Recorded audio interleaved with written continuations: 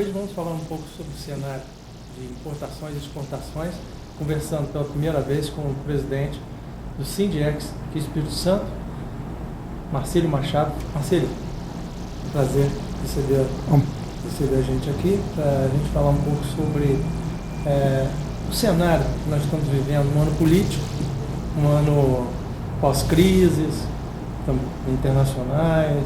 Como que o senhor situa, por exemplo, o estado do Espírito Santo hoje na exportação, nas importações, no comércio exterior? Bom, é um prazer, recebê-lo aqui, Almir. E esse é um momento bastante interessante. Nós estamos aqui chegando no meio do ano e são muitas as variáveis que a gente tem que considerar em relação ao comércio internacional e ao Espírito Santo. Uma delas é que é um ano de muita incerteza, Nós vamos ter a Copa do Mundo, que começa essa semana, e também um período de eleições, Nós vamos, daqui a pouco, estar escolhendo o próximo presidente da República. Eu diria que esse ano, tanto para o Brasil como o Espírito Santo, é um ano de desafio. Muitas pessoas chegam até nem serem muito otimistas e falarem, poxa, não vejo a hora do ano de 2014 acabar. Mas também assim, o primeiro semestre tem sido bastante razoável com relação ao comércio exterior. A gente está lutando para recuperar a nossa competitividade e com essa mudança do ICMS interestadual, o Espírito Santo perdeu um pouco o termo de competitividade. E ao assumir agora o Sindex, o que eu tenho colocado para todos os agentes intervenientes de comércio exterior, que nós temos que trabalhar com uma nova visão, uma nova política, até levando em consideração o que está acontecendo no resto do mundo. Eu diria, quem sabe talvez, uma economia de maior colaboração e maior participação com as entidades envolvidas do comércio exterior. O senhor está assumindo pós-Fundap, né? Exatamente. Quer dizer, que era o grande atrativo, das empresas importadoras, principalmente de São Paulo, até do sul do país, virem fazer suas importações pelos portos do Espírito Santo.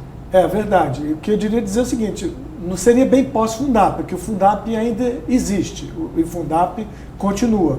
Só que nós perdemos competitividade porque com a redução do ICMS de 12% para 4%, o ICMS estadual, vai gerar menos receita para o estado do Espírito Santo, para os municípios, porque o movimento de comércio exterior no Espírito Santo é muito importante. O comércio exterior representa 50% do produto interno bruto do estado. E as importações são muito importantes nesse sentido, porque o ICMS é um tributo que incide nas importações.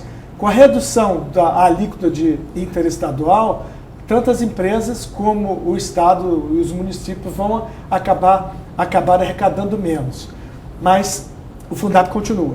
O que a gente precisa é trabalhar nessa nova realidade, nesse novo ambiente e procurar alternativas para que a gente possa ser mais competitivo. É para isso que nós estamos trabalhando, estamos discutindo e vislumbramos bastante.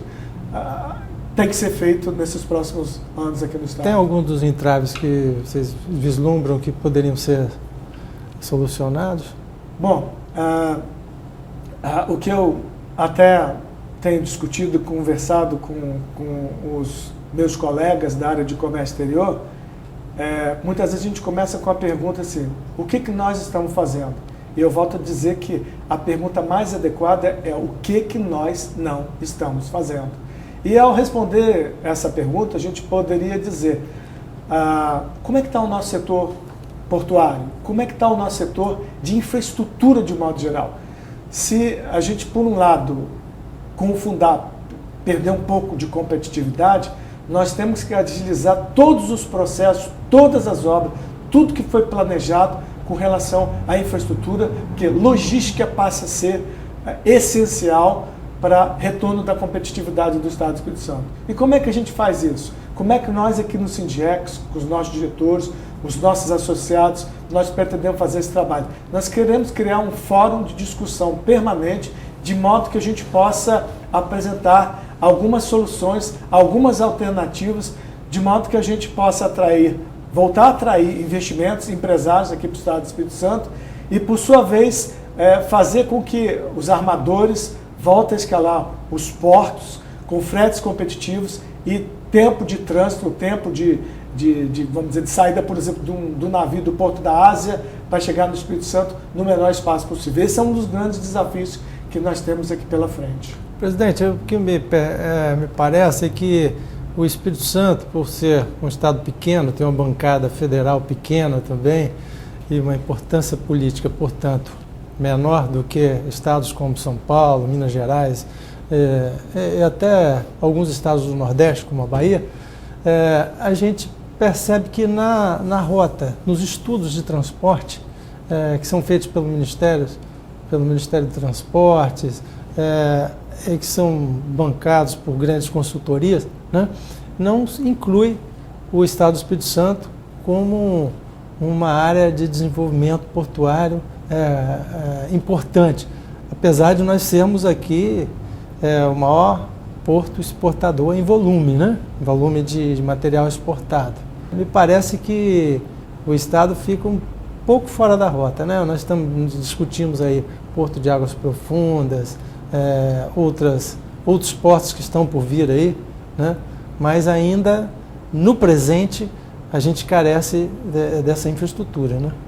Eu acho que você colocou um ponto muito interessante e eu me deparei com esse assunto também, empresa de consultoria que não considerava o Espírito Santo geograficamente como um local onde a gente pudesse atrair cargas de containers, atrair investimento de portos que pudessem receber na importação e exportar por aí. Isso foi uma grande surpresa, uma surpresa até desagradável. E quando eu até indaguei a empresa de consultoria por que eles não estavam considerando isso, eles falavam que estavam considerando apenas cargas com volumes maiores, e são as cargas tradicionais como exportação de minério, exportação de celulose, grãos, mas não estavam considerando o Espírito Santo como um local adequado para poder receber cargas em container, carga com maior valor agregado, tanto na importação como na exportação. Isso me faz lembrar que também no passado foi a figura de um empreendedor, gostaria de citar até Eliezer Batista, que no passado colocou o Espírito Santo, o Porto Tubarão, no mapa do mundo para ser um dos grandes exportadores de minério, de pellets no mundo. Então, quando nem se pensava, né? Quando nem se pensava. Então, esse exemplo é um exemplo de que, através de empreendedorismo, através de visão de empresários, nós também podemos, nesse momento e no futuro, colocar o Espírito Santo no mapa do mundo, porque nós temos uma posição geográfica privilegiada para poder, quem sabe, né, o que está sendo discutido agora, um superporto, um porto de água profundas, talvez em Vila Velha, ou também no município aqui da Grande Vitória. Então é interessante de colocar que através de, como houve no passado, de um executivo, de um empresário, de uma grande visão, nós podemos mais uma vez recolocar o Espírito Santo nesse mapa. E precisamos fazer isso. Vamos a um rápido intervalo, voltamos já com a nossa entrevista.